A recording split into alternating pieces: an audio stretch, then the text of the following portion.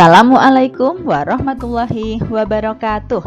Anak-anak solih dan solihah kelas 5, Alhamdulillah hari ini bisa berjumpa lagi dengan Bu Anita.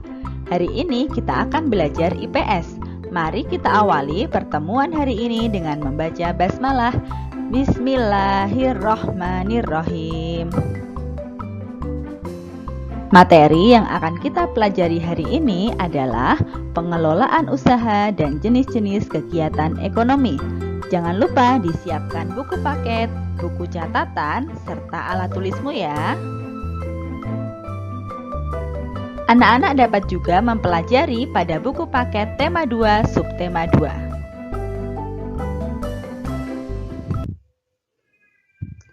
Pada pembelajaran sebelumnya, anak-anak telah belajar jenis-jenis kegiatan usaha ekonomi masyarakat. Tahukah kamu bahwa jenis-jenis kegiatan usaha ekonomi tersebut ada yang dikelola secara perorangan, ada pula yang dikelola secara berkelompok. Selanjutnya, kita akan mempelajari satu persatu tentang usaha ekonomi perorangan dan usaha ekonomi berkelompok. Yang pertama adalah usaha ekonomi perorangan. Usaha ekonomi perorangan merupakan usaha ekonomi yang dikelola pemiliknya sendiri tanpa melibatkan pemodal lain. Usaha ini tentu memiliki keunggulan dan kelemahan.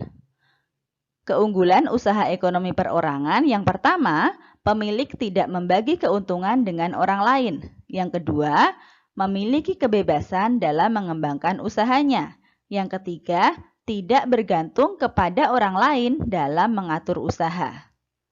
Sedangkan kelemahannya, pengembangan usaha akan terbatas oleh modal, kekurangan tenaga kerja, dan resiko kerugian ditanggung pemilik sendiri.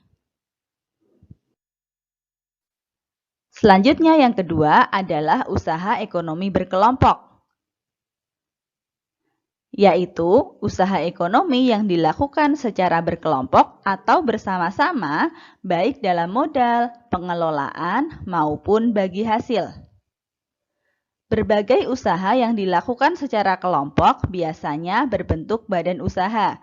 Contohnya firma, perseroan terbatas, persekutuan komanditer, koperasi, dan badan usaha milik negara.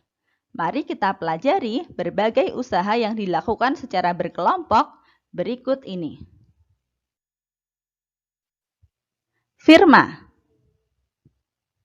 Firma adalah persekutuan untuk menjalankan usaha antara dua orang atau lebih dengan nama bersama.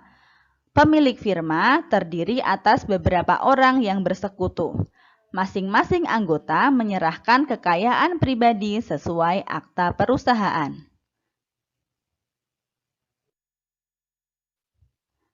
Persekutuan komanditer atau CV. CV merupakan persekutuan yang didirikan oleh satu orang atau beberapa orang. Masing-masing orang mempercayakan uang atau barangnya kepada orang yang menjalankan perusahaan. Perseroan terbatas atau PT. PT merupakan organisasi usaha yang memiliki badan hukum resmi. Usaha ini dimiliki oleh minimal 2 orang dengan tanggung jawab yang berlaku pada perusahaan. Koperasi. Koperasi merupakan badan usaha yang menganut asas kekeluargaan. Tujuan koperasi adalah menyejahterakan anggotanya. Keuntungan yang diperoleh koperasi akan dibagikan kepada seluruh anggotanya. Koperasi ada beberapa jenis, antara lain koperasi produsen, koperasi konsumen, koperasi simpan pinjam, koperasi pemasaran, koperasi serba usaha, dan koperasi jasa. Selanjutnya, badan usaha milik negara atau BUMN. BUMN adalah perusahaan milik negara yang dimiliki oleh pemerintah sebuah negara. Contoh BUMN di Indonesia adalah PT PLN atau Perusahaan Listrik Negara. PT Kereta Api Indonesia atau PT KAI, dan PT Pertamina. Sekarang, mari kita pelajari jenis-jenis kegiatan ekonomi. Kegiatan ekonomi dapat dibedakan menjadi 3 jenis, yaitu produksi atau pembuatan, distribusi atau penyaluran, dan konsumsi atau pemakaian. Mari kita mempelajarinya satu persatu. Yang pertama, produksi. Produksi adalah kegiatan menghasilkan barang untuk memenuhi kebutuhan hidup. Orang yang melakukan kegiatan produksi disebut produsen. Contohnya, yang pertama, tukang jahit yang bekerja menjahit pakaian sehingga menghasilkan berbagai pakaian seperti baju dan celana. Lalu, tukang kayu yang membuat kursi. Bahannya bisa berasal dari bambu, kayu, atau rotan. Nah, tukang jahit dan tukang kayu tersebut melakukan kegiatan produksi, sehingga mereka disebut produsen. Yang kedua, distribusi. Setelah barang diproduksi, kegiatan ekonomi selanjutnya adalah menyalurkan atau distribusi barang-barang tersebut kepada konsumen. Barang jadi hasil produksi dikirim ke berbagai tempat, misalnya melalui warung, toko, pasar, atau para pedagang. Orang yang melakukan kegiatan distribusi disebut distributor. Kegiatan distribusi dapat dilakukan secara langsung maupun secara tidak langsung. Contohnya, perusahaan pakaian atau penjahit mengirimkan pakaian ke toko-toko untuk dijual. Itu adalah contoh kegiatan distribusi.